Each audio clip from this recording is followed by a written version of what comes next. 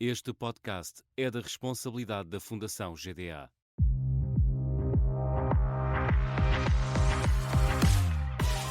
O que sabem os artistas e o setor cultural sobre fundos europeus? Quais os truques e as dicas que podemos partilhar para alcançar o tão desejado financiamento? Isto não é mais um podcast. São conversas inspiradoras sobre financiamentos europeus com o objetivo de quebrar mitos e passar à ação. O meu nome é Francisco Cipriano e sou o vosso anfitrião. Olá, bem-vindos mais uma vez aqui ao nosso espaço de conversas. Isto não é mais um podcast. Hoje tenho comigo o Luís Filipe, vogal executivo da Comissão Diretiva do Centro 2030 e que nos vem falar das possibilidades de financiamento europeu neste contexto do Programa Operacional Regional do Centro, neste novo instrumento que está agora em vigor. Bem-vindo, Luís. Bom dia, Francisco, e bom dia a todos. Obrigado pelo convite. Vamos a isto. Nós é que agradecemos. Olha, porque estamos a falar aqui de um universo um bocadinho desconhecido e como nós aqui no podcast temos esta vontade de sermos o mais didáticos possíveis, gostava talvez de começar mesmo pelo princípio. O que é a CCDR Centro? O que é o Programa Operacional Regional do Centro? Muito bem. A CCDR Centro, ou as Comissões de Coordenação e Desenvolvimento Regional, não são entidades muito próximas das pessoas, no sentido que não prestamos um serviço público de secretário, de serviço direto, e por isso grande parte das pessoas, admito que não nos conheça no dia-a-dia, que não se relacione connosco, e por isso também é uma oportunidade interessante de explicar o que fazemos. O próprio nome indica, é uma entidade que funciona a nível de cada NUTS 2, o que é que isto quer dizer? Tem um âmbito territorial correspondente a uma região, no nosso caso a região centro, e no fundo tenta coordenar toda a política pública nesse território, não só aquilo que se faz dentro da nossa casa, como todas as entidades também públicas que trabalham no território, e também, obviamente, o próprio nome indica, preocupa-se com o desenvolvimento regional, políticas de desenvolvimento regional. Nós, grosso modo, dividimos em 4 áreas principais: o ambiente, onde se calhar um pouquinho o mal da fita, as pessoas talvez conhecem-nos pelas contraordenações, que não é muito bom, pelo ordenamento, aí se calhar mais com as câmaras municipais, no âmbito dos planos diretores municipais, onde estabelece o que se pode e não se pode fazer em termos de território, se pode construir uma casa ou não pode, as pessoas isso já conhecem bem. Depois a área do desenvolvimento regional, a área do apoio jurídico, e digamos esse é o nosso core, e dentro também da CCDR funciona então a Autoridade de Gestão, a que eu pertenço, que gere os fundos para a região centro, para esse tal território. Recentemente a CCDR está num processo de transformação, numa evolução, no âmbito da descentralização que está em curso. A CCDR no fundo vai abarcar, integrar a grande quantidade, uma enorme quantidade de instituições que pertencem ao território, na área da saúde, na área da agricultura, na área da cultura, na área da educação, e no fundo a CCDR-IP, que vai ser agora Instituto Público, vai no fundo fazer essa integração dos serviços ao nível regional e vai fazer, aí sim, agora a coordenação da grande maioria das políticas no território, porque no fundo vai ser uma entidade regional ainda mais relevante, porque vai integrar então esses serviços. Em particular, no PO Centro, as tuas responsabilidades são específicas, imagino. É verdade. Nós temos assim uma espécie, um board, uma comissão, somos 3 pessoas, a presidente da CCDRC, a doutora Isabel Damasceno, eu ao mesmo tempo presidente da CCDR, e é também presidente da Autoridade de Gestão, e depois temos um modelo misto, um vogal é nomeado pelo Governo diretamente e eu sou indicado pelas autarquias, ou seja, temos uma participação do lado do Governo e uma participação do lado do território. Neste caso sou indicado pelas autarquias, por via da Associação Nacional de Municípios Portugueses, e é nessa função que participo na gestão dos fundos. A nossa função em termos de comissão diretiva, que é esse tal órgão que preside ao Programa Operacional do Centro agora para o 2030 e presidiu também no 2020, bom, no fundo é gerir, aplicar uma verba significativa de fundos. No passado foram 2.151 milhões de euros, agora no próximo período 2.172 mil milhões de euros, ou seja, é mesmo, como se costuma dizer, a tal pipa de massa, aplicado regionalmente, com os atores regionais. o nosso desafio é esse, é aplicá-los bem e aplicá-los onde de facto são precisos, o que é um desafio no dia-a-dia. Exato.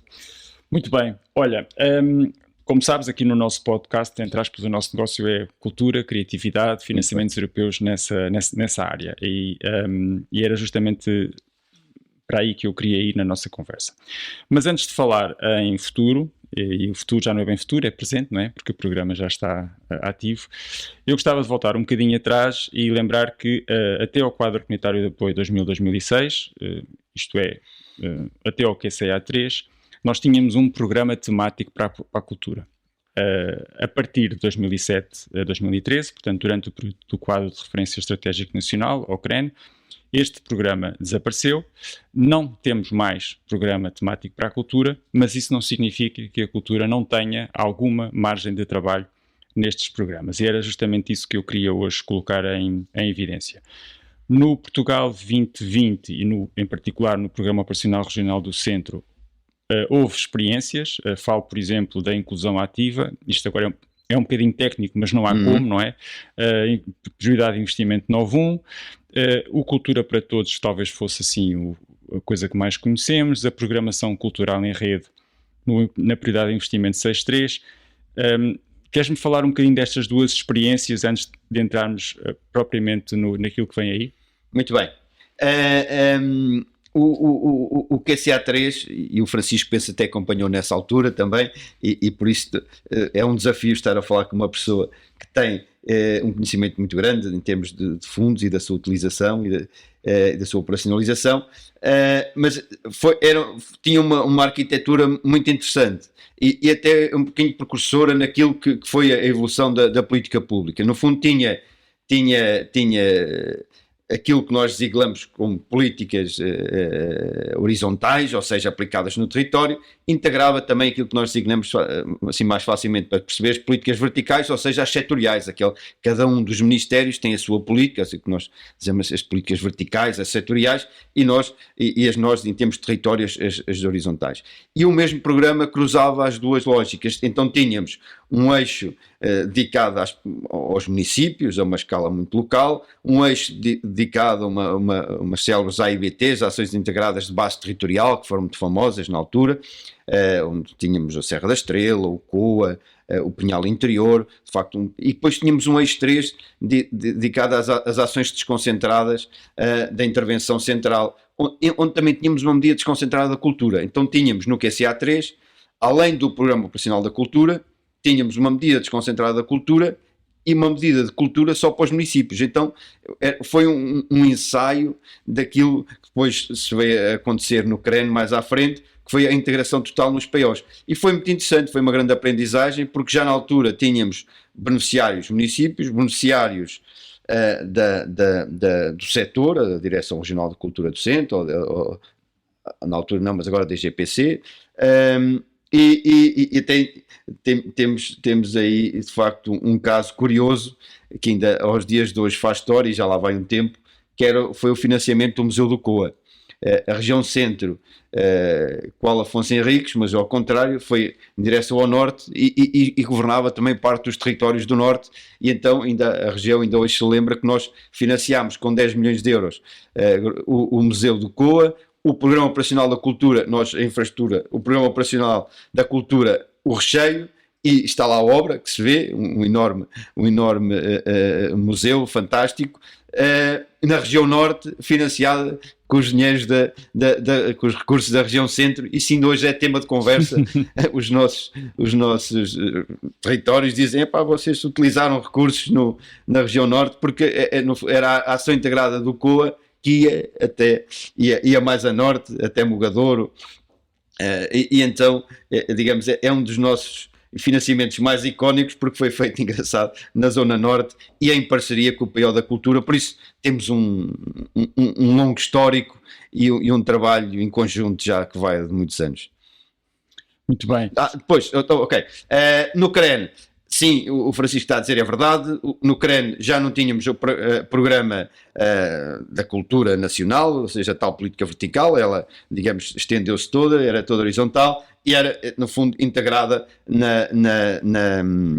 naquilo que é o programa regional. Nós no CREN tínhamos duas linhas de apoio, a valorização do património cultural e a rede de equipamentos culturais, e aí, apesar de ser gerido regionalmente, ou melhor, sendo gerido regionalmente, ele foi feito sempre em articulação com o setor e obviamente nunca nada se fez fora daquilo também que era a política setorial, em particular da cultura. Aqui dizer uma coisa, nós dizemos sempre, nas outras regiões que vem sempre alguns males de Lisboa, mas no CREN veio uma medida muito interessante de Lisboa, ou seja, nós não tínhamos essa prática e recordo que nós no CREN incorporámos mais municípios, nós éramos 78, passámos a ser 100, entrou a sub-região do Médio Tejo e do Oeste e ganhámos um parceiro novo, que era a Arte em Rede, que nós não tínhamos, ou seja, esta prática da programação cultural em rede, que foi precursora da Arte em Rede, nasceu porque existia um conjunto de edifícios destinados ao fim público e cultural, digo, mas que não eram utilizados, e nasceu essa ideia porque não rentabilizar esses espaços, ter um efeito de escala, ter espetáculos, digamos, mais baratos, ter essa eficiência e programar 10, 12 espaços culturais em vez de ser um a um. E essa ideia também ganhou lastro com a vinda também destas duas sub-regiões, e nós no CREN iniciámos então essa medida da programação cultural em rede. Na altura tivemos 32 projetos, 3,6 milhões de euros, mas foi de facto esse ganho que tivemos com essa experiência que já existia na região de Lisboa e que nós, por incorporarmos essas duas sub-regiões, ficámos também com esses atores. Foi uma boa medida. Fala-me um bocadinho de algo que às vezes é um bocadinho difícil de explicar para as entidades culturais e criativas, que é esta necessidade ou este processo de programação prévio que envolveu os pactos e as comunidades intermunicipais, porque estes projetos, salvo se bem me lembro, faziam parte do processo de contratualização. Muito bem. Agora já estamos a aterrar no 1420, não é? E no 1420... Eu diria que o 1420 é um bocadinho antecâmara agora para o 2127, não é? Certo, é verdade. Vamos falando assim por estas siglas, esperamos que os nossos ouvintes nos percebam. Nós trabalhamos por ciclos de programação de 7 anos, não é? Estamos agora a encerrar com alguma dificuldade o ciclo 14-20, porque ele foi de 14-20, mas tem mais 3 anos para executar. Estamos mesmo aqui a 1 mês e meio do fim, estamos em pressão alta, como se costuma dizer, mas no PT 2020 há de facto uma quase podemos emancipação da política subregional. Isso implica o quê? Que grande parte dos recursos seja gerido pelas comunidades intermunicipais. Isto explica-se porque é uma questão de escala, ou seja, porque aquela é a escala correta que nós entendemos para que seja feita a gestão dos fundos, para ser feito o tratamento dos problemas, das pessoas. Mesmo a região é demasiado grande para fazer a escala é demasiado grande para tratar esses problemas, e entendemos que as respostas são mais efetivas a essa escala noutros 3, porque eles já têm uma capacitação, são entidades que já trabalham connosco há muitos anos e que têm estruturas capazes e residentes, e por isso estava na altura de reforçar de facto esses pactos. E os pactos são, digamos, o acordo entre o nível regional e o nível subregional, e parte dessas dotações, dessas verbas que nós tínhamos, foram associadas a esta escala regional. Nós podemos sempre entender estes processos de duas formas. Ou estamos a criar um outro nível, eventualmente um nível de dificuldade acrescida, e percebo para uma entidade cultural pode haver ali mais uma dificuldade, ou então podemos perceber que serão atores e entidades que estão ainda muito mais próximas do território e que podem facilitar esse acesso. Para dar um exemplo ainda do PT 2020, fruto do Covid, da pandemia, as pessoas da cultura foram, sem dúvida nenhuma, as mais afetadas. Nós percebemos até pelas demonstrações públicas as dificuldades por que passaram, e houve uma medida que foi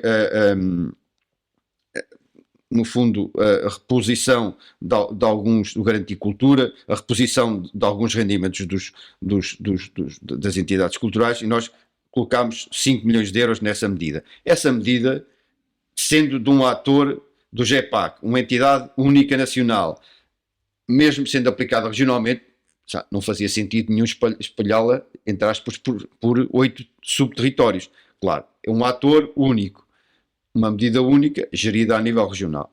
Isto é uma coisa, só assim faz sentido, ou seja, também temos de ser coerentes na política pública, não vale a pena dispersar por muitos atores, quando, digamos, o tomador é um. Neste caso da cultura, em particular no património cultural, entendemos que, sendo uma base muito local, que faria sentido esta elegibilidade, esta tipologia, estar nas CIMs, estar nos pactos. Em relação à programação cultural em rede, ela foi gerida diretamente para a autoridade de gestão. Porquê? Porque entendíamos que tinha que haver liberdade e tinha que haver um outro espaço de atuação.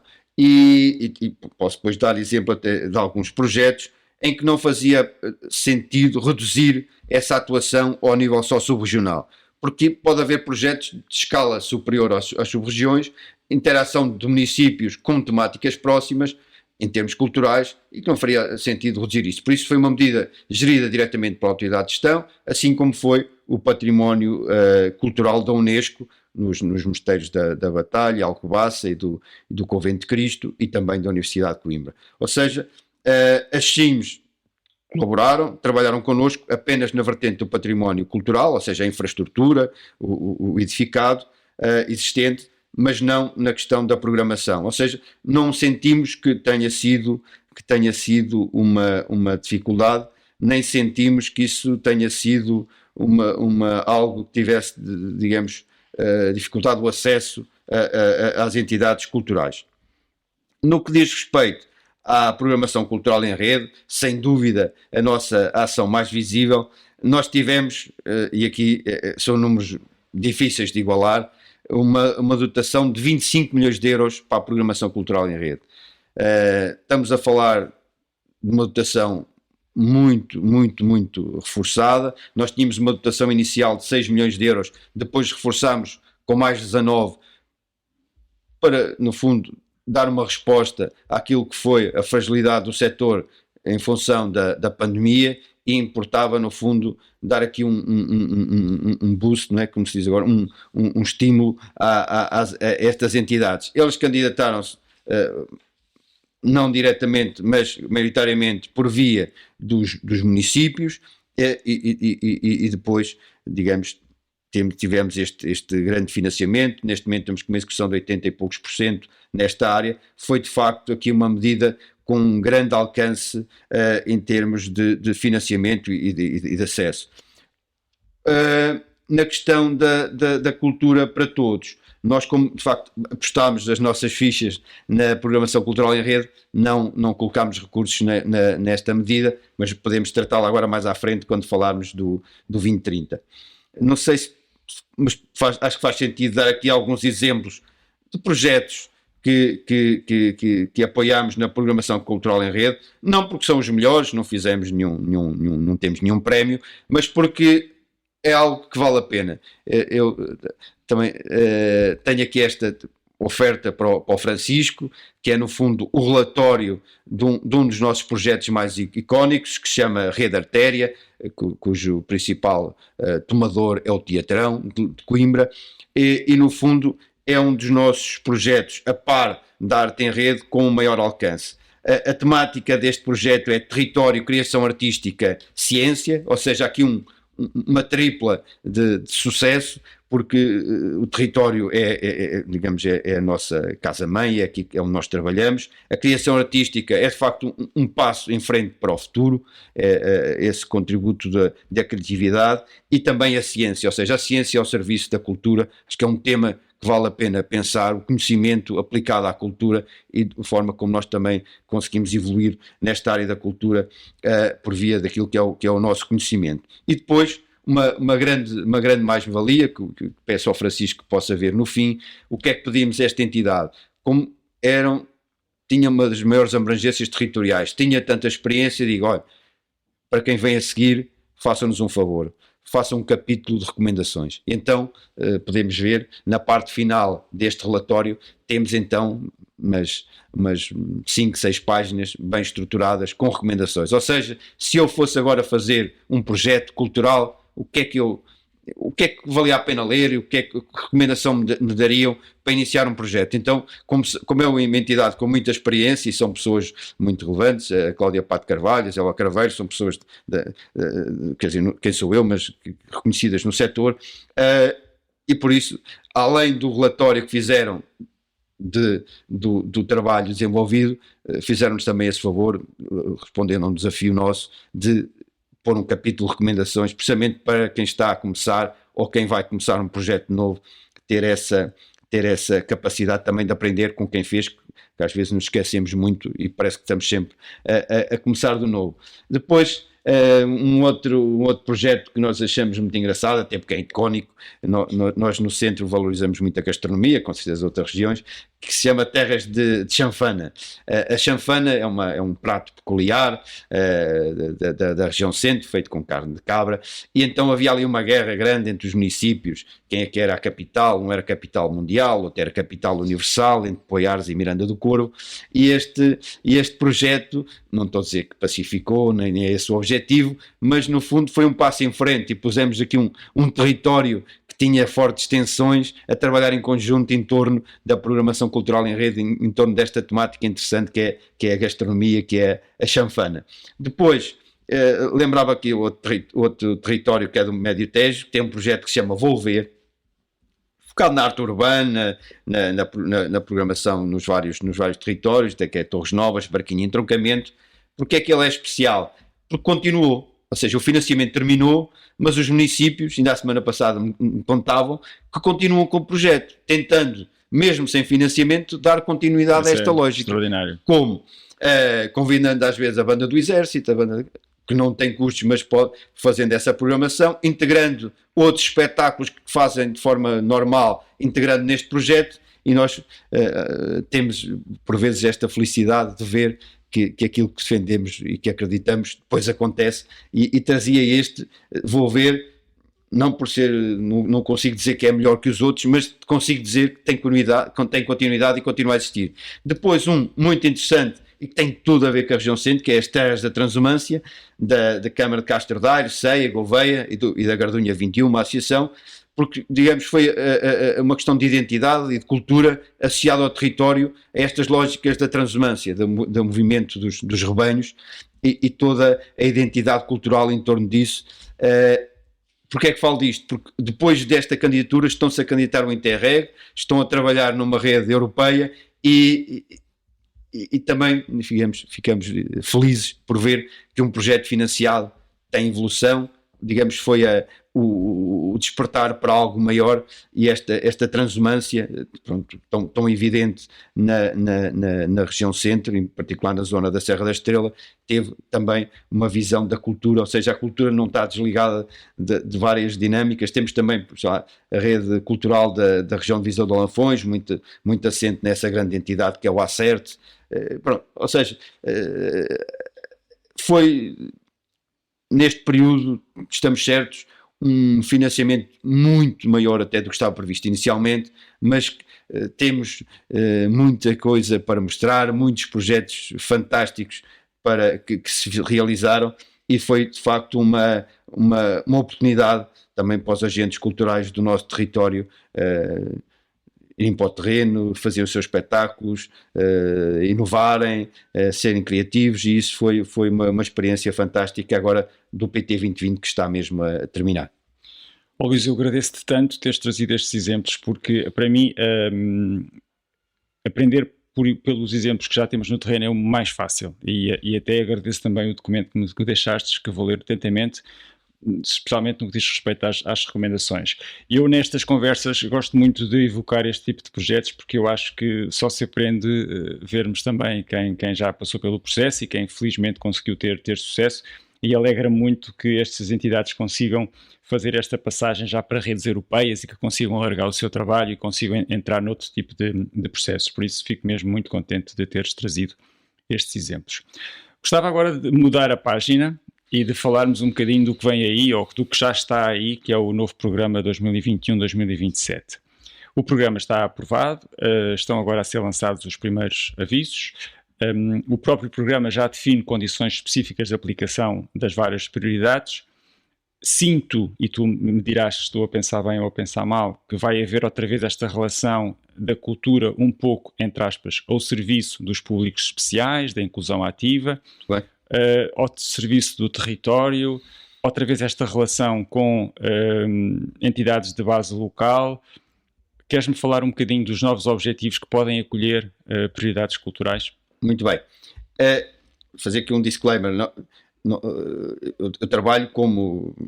participo na gestão, sou aquilo que posso ser também um programador, no sentido, não um programador cultural, mas um programador do programa, que no fundo olhamos para a região, perceber as insuficiências e tentamos com estes recursos, servindo de instrumento, melhorar a região. Não, podia, para que não me vissem como uma pessoa da área da cultura, claro, naturalmente, em termos profissionais, não tenho essa ambição. Para a semana estarei aqui também em Lisboa falar sobre a água ou sobre os resíduos. Pronto. Claro. A nossa missão não é ter um conhecimento profundo, nem sou da área, e peço desculpa em algo que diga que possa não corresponder àquilo que são os nossos ouvintes. Mas dizer, quando olhamos para a cultura, naquilo que é o que é que os fundos, no fundo, os fundos europeus podem fazer pela cultura, temos sempre um desafio, que é: qual é o propósito? Ou seja, como é que vamos atuar? E pior, como é que vamos medir? E já andamos há vários ciclos de programação a tentar medir os efeitos da cultura. Ou seja, mas como é que se mede? E temos-nos reduzido sempre, e é o único indicador que conseguimos nos últimos quadros, dizer: olha, vamos medir os efeitos dos nossos investimentos no setor da cultura por aquilo que são o número de visitantes ao território. É consensual, mesmo em termos europeus nunca se conseguiu nenhum indicador, também se diz que o que não se mede não existe, e nós temos que medir, e é isso que estamos a medir. E por isso também chamava a atenção que a nossa atuação é sempre muito, entre aspas, condicionada pelo propósito, e nós, os financiamentos que vêm quer para o património, quer para as atividades mais culturais e criativas, tem muito este propósito de atração de pessoas, atração de investimento, criação de valor. Podemos não estar nos valores mais centrais ou mais genuínos da cultura por si, e quase que peço desculpa, porque a nossa função é utilizar a cultura com este propósito, e isso queria deixar claro. Nós não apoiamos a programação por si, e o setor e o Ministério da Cultura com certeza tem os seus instrumentos, as suas formas de financiar, e por isso nunca devemos ver os fundos europeus como uma resposta àquilo que é o normal funcionamento das instituições da cultura, e se calhar até à sua gênese, à sua natureza e àquilo que eles sabem fazer, e também não os queremos vestir de algo que não são. Isso aí é que nos gostaria, é ver as pessoas a fazer aquilo que não gostam só para terem financiamento. Isso parece uma coisa relevante. Pronto. Dizer que nós estamos a iniciar mesmo agora, o programa não podia haver num momento melhor, porque estamos mesmo a arrancar.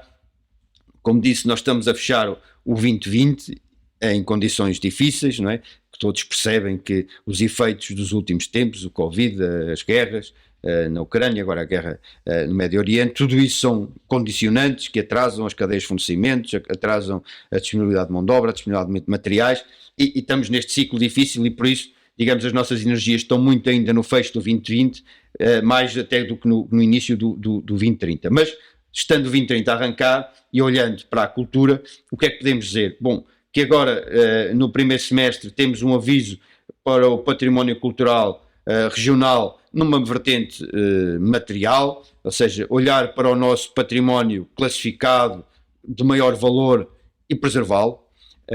Nós terminamos, e agora com muito orgulho, no 2020, uma recuperação de uma série de mosteiros todos mais ou menos com 10 séculos,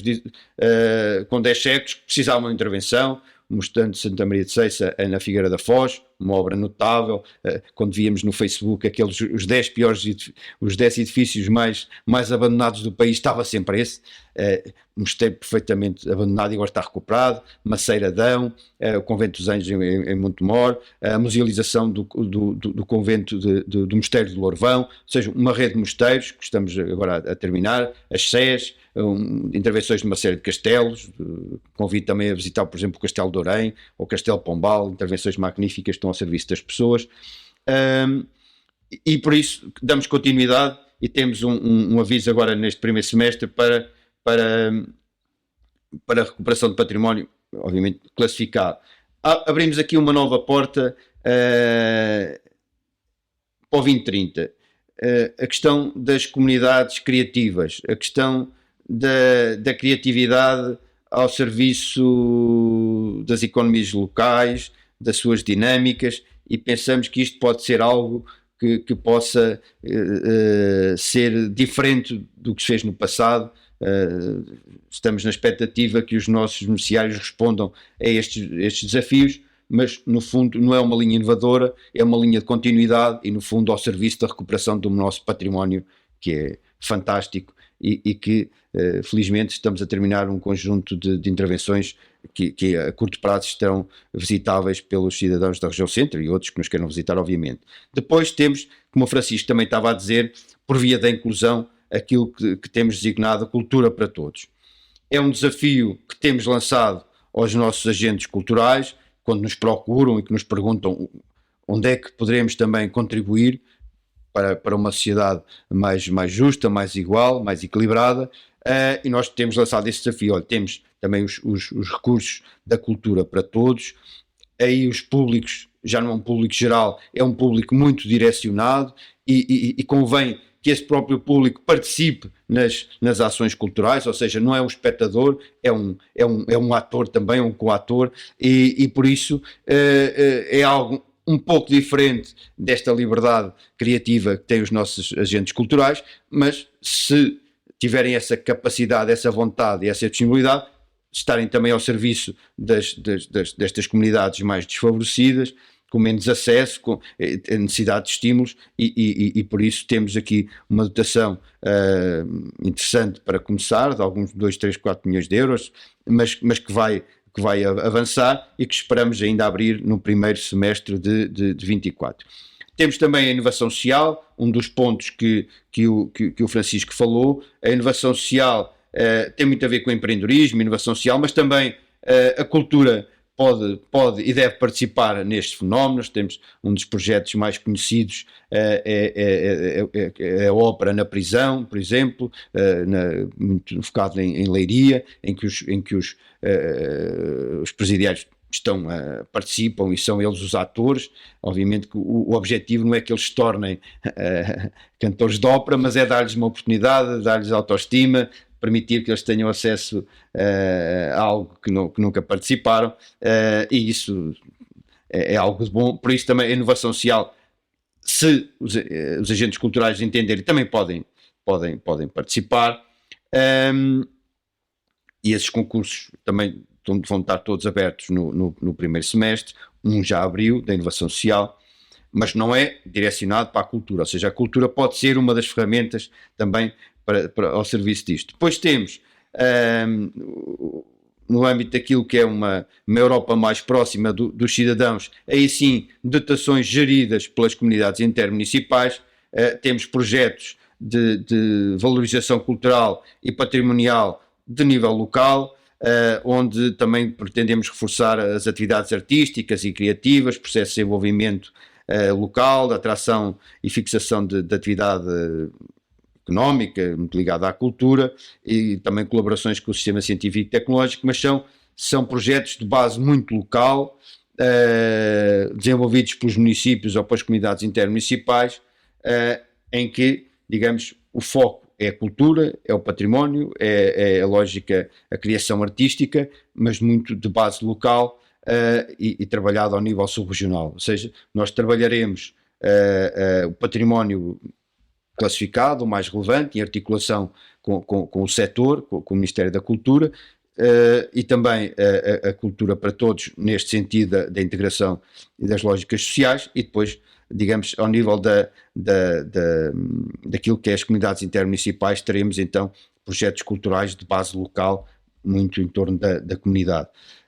Temos também, e o Francisco identificou bem, a questão dos Proveres, que também tem do nosso território uma entidade muito forte. Recordo aqui as aldeias xisto, as aldeias históricas, o termalismo, o desenvolvimento em torno do By Nature na Serra da Estrela, por exemplo, que são projetos muito marcantes. Não são, o território não é tanto relevante aqui a sua continuidade territorial, é mais um recurso local, não igualável, e que nós trabalhamos muito, e que em torno disso também há programação cultural, ou seja, as aldeias de xisto, para dinamizarem as aldeias, fazem muitos eventos culturais, e nós temos dito aos agentes culturais assim, olha, trabalhem também com os promotores destes projetos, vocês não são os beneficiários, mas podem com certeza em colaboração com estas entidades que gerem os Proveres, podem também ter acesso a financiamento, não direto, mas indireto. E no fundo, se podemos dizer para os próximos tempos, vamos trabalhar muito património cultural, principalmente património classificado, cultura para todos, e a nível local, por via das comunidades intermunicipais, então, estes projetos de base local. E é justamente pegar nessa última referência, base local. Eu sinto que às vezes, como é que eu ia dizer isto? Há aqui uma espécie de um distanciamento ou de uma não comunicação entre as organizações culturais e artísticas com as câmaras municipais e com as comunidades intermunicipais. Isto é, eu vou pôr a coisa de outra maneira. Quando o promotor acorda, quando se lembra, tenho aqui um projeto fantástico para apresentar localmente, já temos o PAC estabilizado, já temos o programa estabilizado, e não há, vamos dizer, não há uma espécie de um espaço para deixar entrar. Como é que tu vês esta aproximação? Como é que tu vês este posicionar no momento certo entre as ideias boas que se nascem no território e que vêm dessas organizações culturais, com a necessidade deste subnível que é a comunidade intermunicipal e as autarquias, para conseguirmos apanhar o comboio no momento certo? Muito bem.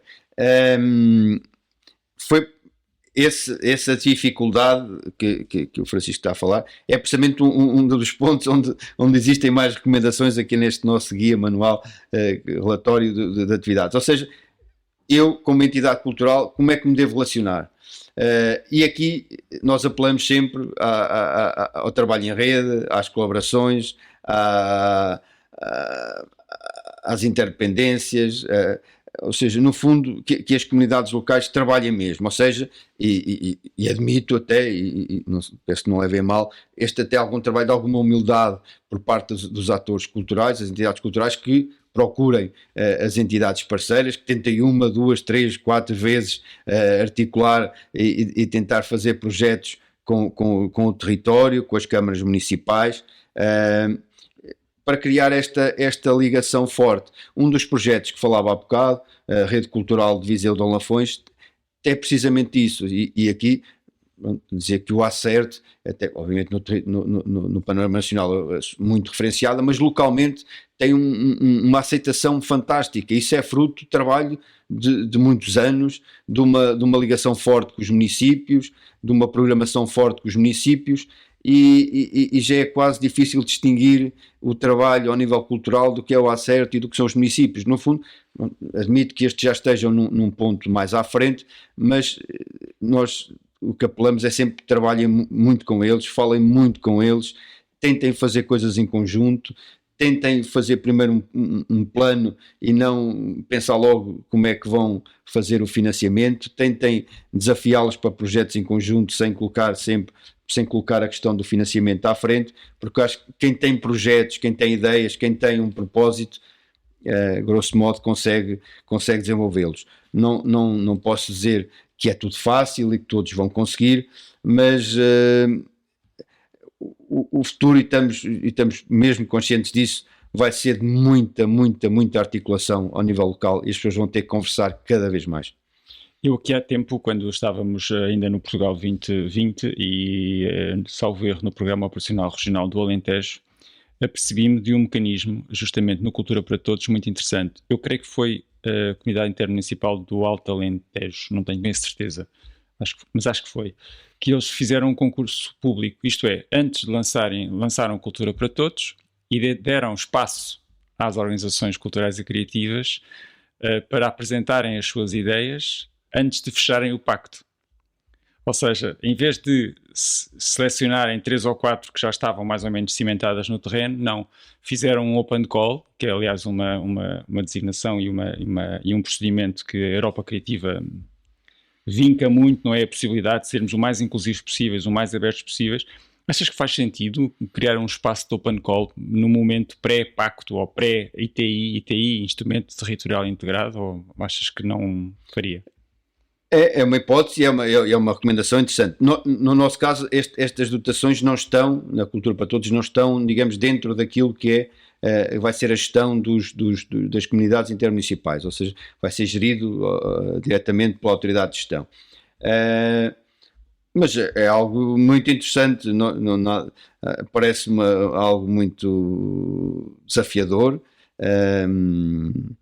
No fundo, permitir que venham as ideias e depois que se pense de forma mais madura nas ações e no seu financiamento. É uma recomendação, pode ser uma hipótese agora a curto prazo para aplicarmos estas dotações da Cultura para Todos, sim. Ajuda-me a compreender, ou ajuda-nos a compreender este aviso recente que abriu, que tem a ver com redes urbanas dos programas regionais, Norte, Centro, Lisboa, Alentejo e Algarve, e esta lógica de pré-qualificação. Há aqui algum espaço de trabalho para a cultura ou ainda estamos num nível um bocadinho acima? Eu pessoalmente, que estou bastante metido nestas coisas, ainda não cheguei a perceber o contexto.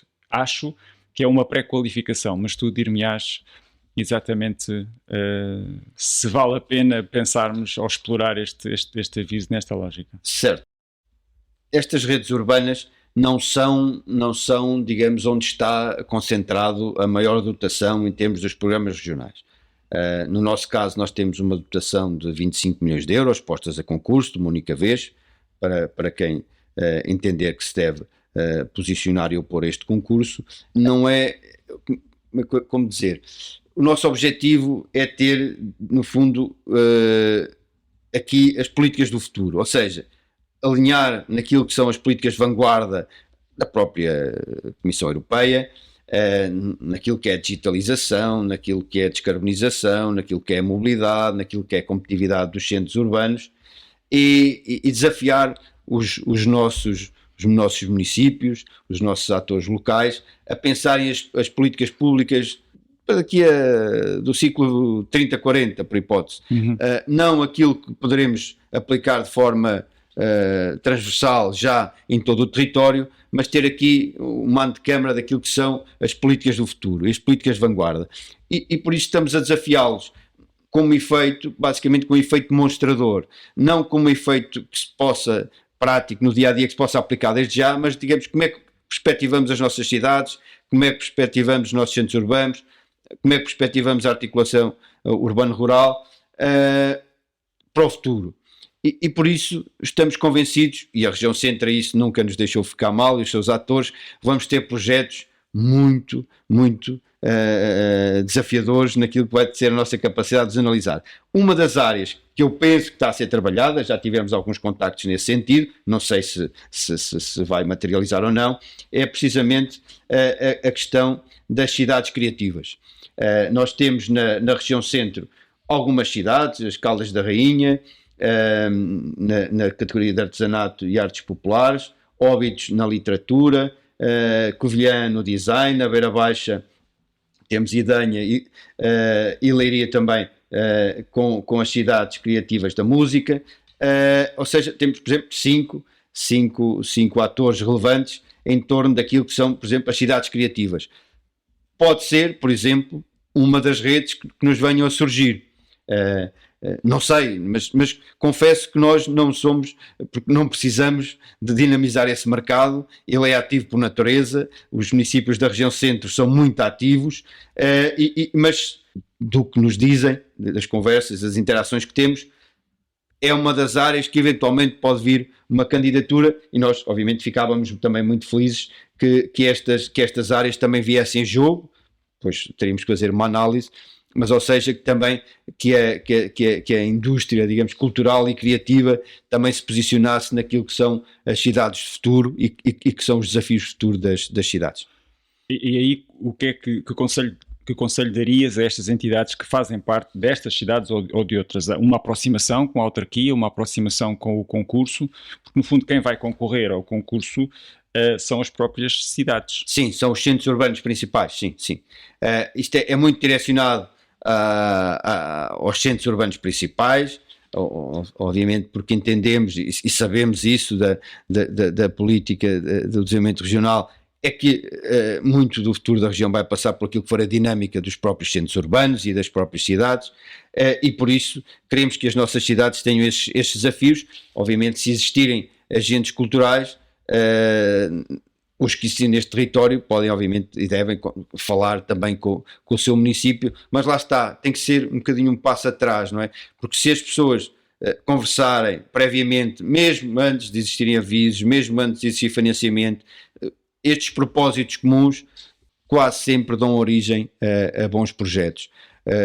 Temos mais dificuldade, e isso percebe-se quem analisa candidaturas, quando são, digamos, entre aspas, não levem a mal, arranjos de última hora, quando no fundo nós tentamos direcionar a nossa atividade para aquilo que é o aviso de concurso e para aquilo que nos estão a pedir, e não para aquilo que é aquilo que nós gostamos e sabemos fazer e aquilo que temos vontade de fazer, porque mais tarde ou mais cedo aquela ideia vai ter alguém que a pode acolher. Isso nota-se, no fundo, aquilo que é genuíno, daquilo que é um bocadinho mais artificial.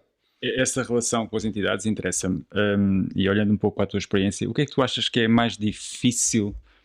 É porque aqui, perdoem-me quem nos está a ouvir que vem do lado das câmaras municipais, mas eu também sinto que também há alguma inexperiência do lado das câmaras municipais para trabalhar estas questões culturais. Isto porque temos um histórico de obra, passámos para as áreas industriais, das áreas industriais passámos para o empreendedorismo, do empreendedorismo passámos para o digital. Isto é um processo, não é?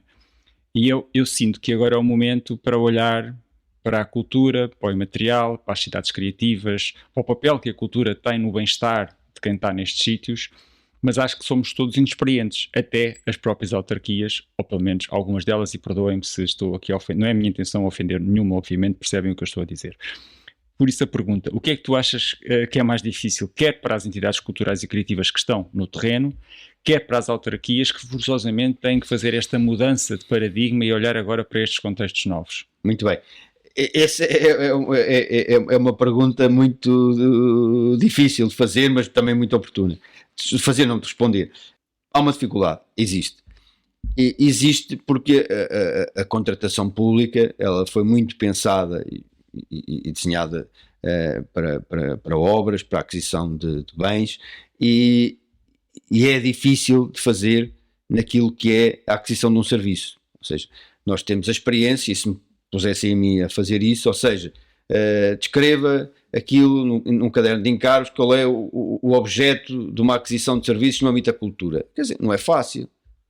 Eu tenho dificuldade em descrever o que é um objeto de uma aquisição, porque é difícil. Nós sabemos descrever, se eu quero comprar uma mesa, uma medida, agora descreva a aquisição de um evento cultural. Quer dizer, é preciso ter um conhecimento muito grande. Nós costumamos dar o exemplo de um site. Assim, às vezes temos a aquisição de um site, 5.000 euros, a aquisição de um site, 20.000 euros, a aquisição de um site, 100.000 euros. Quer dizer, a aquisição de um site. Quer dizer, no fundo, o comprador público tinha que ter a competência necessária, por exemplo, para descrever o que é um site. Então, é um exemplo simples, não estou a... Claro. E sentimos também, mas isto é um processo evolutivo por parte dos municípios, e nós tivéssemos que fazer na nossa casa a dificuldade em desenhar cadernos de encargos para a aquisição de serviços, nomeadamente culturais. E por isso sentimos muitas dificuldades de contratação pública, e agora que estamos a encerrar o 2020, num número significativo de municípios. Porque não é fácil. um exemplo simples, que estamos a lidar no dia a dia. Estamos aqui 3 na sala, representaríamos cada um o seu município. Eu queria fazer um espetáculo em rede. Quem compra? Se é o mesmo serviço, eu poderia comprar e os outros 2 depois pagariam. Faço só um procedimento, faço 3 procedimentos, faço um procedimento de uma peça única, compramos os 3 a mesma coisa e depois, acreditem, é mesmo complicado quando estamos na contratação pública disto. E por isso, eu acho que os municípios têm muita experiência em fazer programação cultural, têm muita experiência na aquisição de bens e edifícios.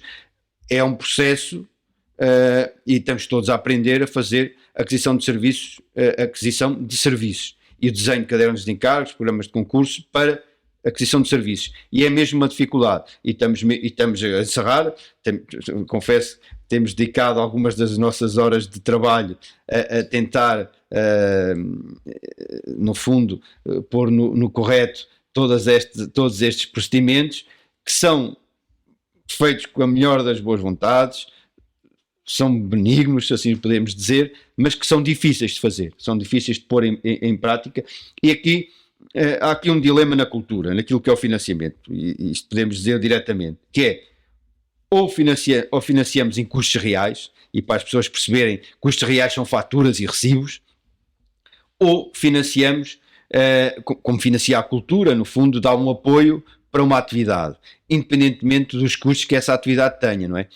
Aquilo que nós, na linguagem dos fundos, e peço desculpa por mais uma dificuldade, se chama operações de custos simplificados, ou seja, no fundo, nós pagamos algo, não em função do custo real, ou seja, das faturas e dos recibos, mas em função de um objetivo ou de um resultado que a entidade faz. Esse, do nosso lado, da autoridade de gestão, é sem dúvida o maior desafio agora neste quadro, é tornar as operações, no fundo, quase que desmaterializadas, do sentido de deixar de ter a fatura e recibo e passarem a ser de custos simplificados, ou seja, delas serem operacionalizadas por via de um financiamento não indexado à fatura e ao recibo. Porque, e confesso, aparecem-nos coisas que são difíceis, não é de perceber, mas de enquadrar. Nós temos uma experiência com uma entidade até da nossa zona de Coimbra. Imagino, parecia uma fatura do continente com 10 dúzias de ovos, 5 kg de farinha, 5 kg de açúcar, uma garrafa de vinho, assim, mas isto, o que é que isto tem a ver? Não, isto é o material que nós precisamos para desenvolver a nossa peça. Até há ali uma parte que é caracterizar as pessoas, temos que utilizar estes materiais. Pronto, mas quer dizer, aquilo tanto, salvo seja, tanto servia para ali como servia para as nossas casas, não é? Quer dizer, fazer um bolo. Isso, pronto. e há esta dimensão o que é a fatura, o que é uma despesa na cultura. Quer dizer, pode ser uma roupa, pode ser uma garrafa de vinho, pode ser, sei lá, quer dizer, mas não é algo que nós materializamos na compra de uma cadeira e de uma mesa de uns tijolos e de um saco de cimento. É outra coisa, não é? Sim, e às vezes quando encomendamos, entre aspas, a obra ao criador, nem sabemos bem o que é que vai sair dali ainda.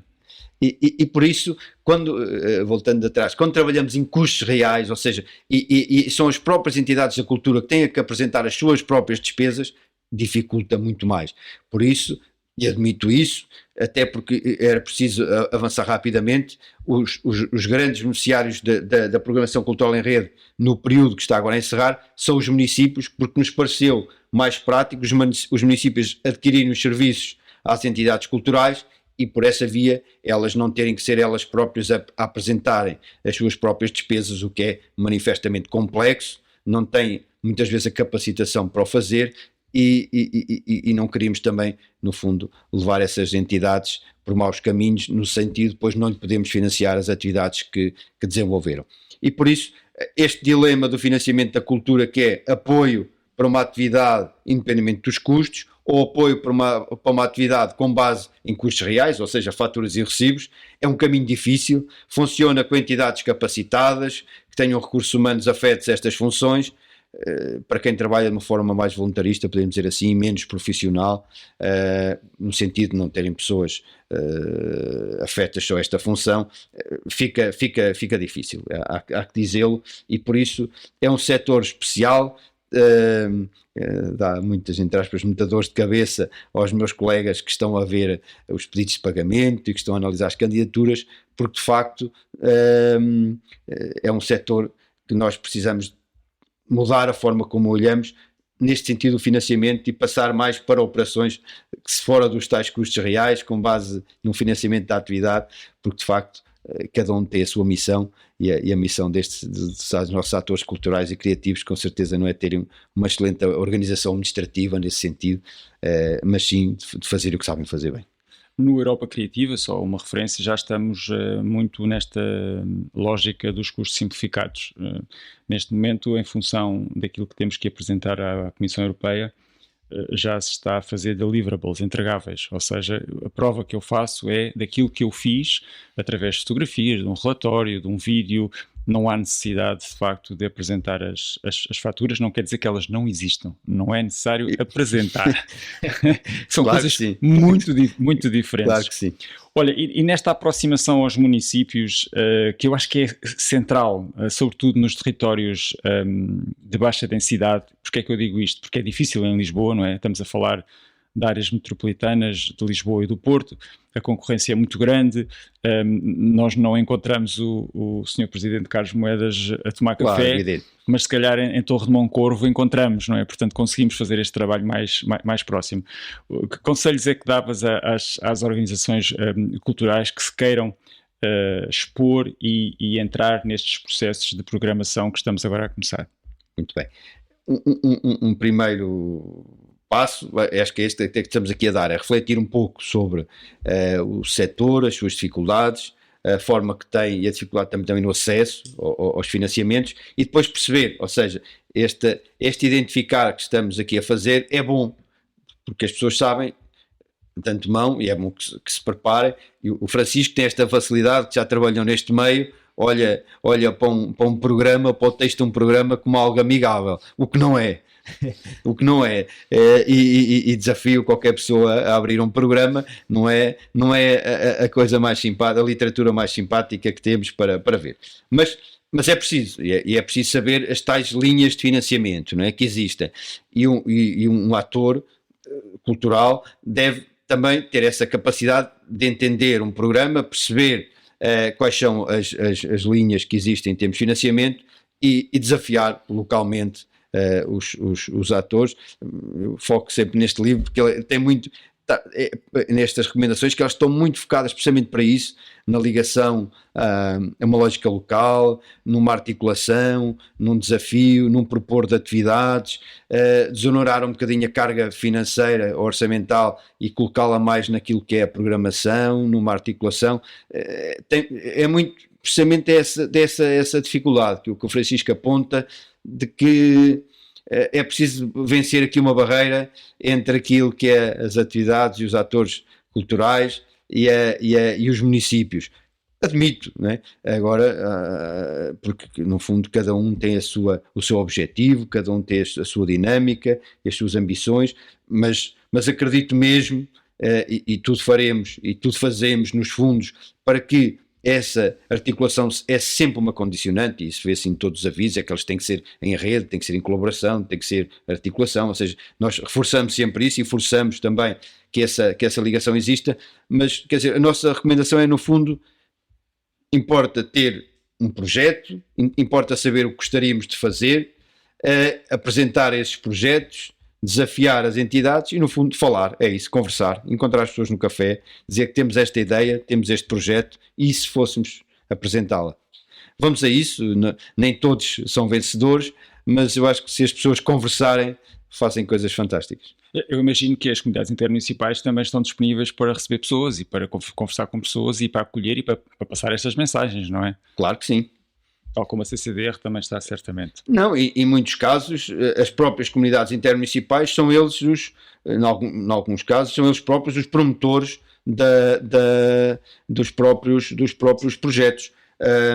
E lembro que as comunidades intermunicipais foram entidades que começaram há relativamente pouco tempo, mas hoje são frequentadores assíduos de programas de gestão centralizada por parte da Comissão Europeia, têm redes também, participam em redes europeias, vencem muitos projetos de nível europeu, são também já uns atores muito dinâmicos no território, não estão acantonados na sua sub-região, são entidades dinâmicas e que por isso também estão muito abertas a este setor. Agora, como digo, não olhem também para os fundos europeus como um financiamento total daquilo que é a atividade destas entidades. Será sempre de forma complementar àquilo que fazem e com um propósito, ou seja, ao serviço de algo. Neste caso pode ser a inclusão social, no outro caso pode ser mais virado para o turismo na atração de pessoas, se for a área mais criativa, fixação de talento, de recursos humanos qualificados, de indústrias mais criativas, de uma economia de base local mais dinâmica, mas estamos no fundo sempre a ver a cultura como um propósito para chegar a algo que nós queremos atingir e que conseguimos medir. Nós conseguimos medir o número de visitantes, conseguimos medir o número de pessoas que é integrada socialmente, conseguimos medir a atividade económica de base local, isso conseguimos medir. E a cultura é um bom parceiro para chegar a esses objetivos. Eu digo sempre isso. É curioso, é por isso que isto se chamam programas ao abrigo do regime de subsidiariedade.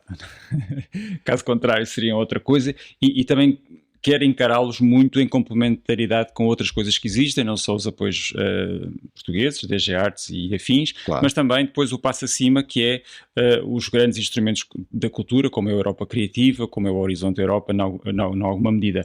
Por isso, aprecio muito o que estás a dizer desse fator de complementaridade. Fica aqui a promessa, vou tirar uma fotografia ao livro que me trazes, que tem as recomendações. Sim, mas o livro é para o Francisco. Certo, mas vou divulgá-lo ao mesmo tempo que depois vamos divulgar o podcast para que as pessoas possam ter acesso. Muito bem. Luís, estamos a terminar. Eu só queria pedir-te se valerá a pena dares um pouco o programa das festas, isto é, já falámos sobre alguns avisos que vão sair nos próximos dias ou nos próximos meses, mas se existem algumas ações de divulgação que vale a pena sublinhar ao nível do Programa Regional do Centro. Muito bem. Então, como notas finais, dizer que quem se aventura por estes projetos precisa também de um bocadinho de loucura, uma boa dose de loucura, acho que é preciso, e criatividade. Nós temos que arriscar e estes projetos precisamos mesmo disso, dessa boa dose. Pronto, estava a dizer há bocadinho, Francisco, tem que ter uma estrutura, é isso que é importante, ou seja, tem que ter um mínimo para se apresentar aos nossos projetos. Nós não gostamos mesmo nada de deixar mal as pessoas. O que mais nos custa é ver alguém que se esforçou, que se empenhou e que depois chega ao fim e depois, por não ter feito bem o procedimento A, B ou C, depois a obra não é financiada e já colocámos pessoas, acredito, em maus lençóis por isso, ou seja, porque eu acho que não tinham as competências, capacidades próprias dentro da sua instituição para fazer isto. Ou seja, quem vai aos fundos não faça de forma simples.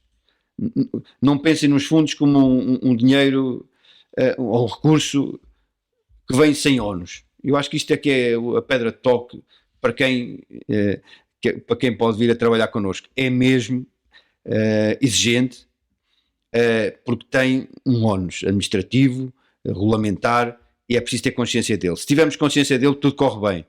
Se entendermos que ele não existe, a probabilidade de correr mal é elevada e depois, no fim, podemos não conseguir acompanhar o financiamento depois da despesa estar feita. Isto é importante. Dizer também, como nota final, não devemos trabalhar sozinhos. É o nosso lema, trabalhar em rede, trabalhar em colaboração, em coprodução, é a palavra-chave. A OCDE inventou agora, digamos, esta palavra, que é a coprodução, no sentido da política regional. Não, isso já existe há muito tempo, mas na política regional introduziu este conceito recentemente, a coprodução, ou seja, não é a Câmara que faz, não é a Junta que faz, são todos a trabalhar e a coproduzir.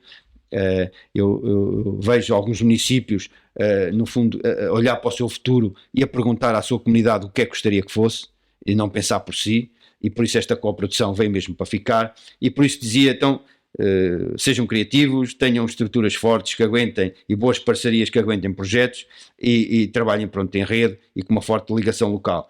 para o futuro, então a curto prazo, e estamos a falar no nosso próximo meio ano, gostaríamos mesmo de avançar então com os serviços de concurso para o património e também para a cultura para todos, digamos, são os nossos desafios de mais curto prazo. Nós temos um plano anual de avisos que publicamos e onde as pessoas podem ir acompanhando aquilo que é os avisos que estão para sair. Eles são publicados a cada quadrimestre, sendo que neste momento já sabemos os avisos que vão sair até setembro e agora vamos publicar os que vão sair de setembro a dezembro de 24. E obviamente vai tendo atualizações, mas é um referencial para as entidades se poderem orientar naquilo que são as nossas possibilidades de financiamento. Pronto, vão ser anos muito desafiantes, porque o cenário de incerteza existe e é para todos. Nestes cenários de incerteza, quem sofre mais são as comunidades mais desfavorecidas e por isso vamos estar muito atentos a esses territórios mais desfavorecidos e essas comunidades mais desfavorecidas e como nota final contamos com os agentes culturais também para nos ajudarem nessa tarefa. Luís, muito obrigado. Gostei muito de te ter aqui. Acho que foram mensagens mesmo muito importantes. Obrigado. Obrigado, eu. Obrigado por estarem desse lado e até uma próxima conversa. Prometemos continuar a dar informações sobre financiamentos europeus para a arte, cultura e criatividade e a partilhar convosco mais projetos inspiradores. Este podcast é uma iniciativa da Fundação GDA no âmbito da formação e desenvolvimento. Estamos juntos, no mesmo palco.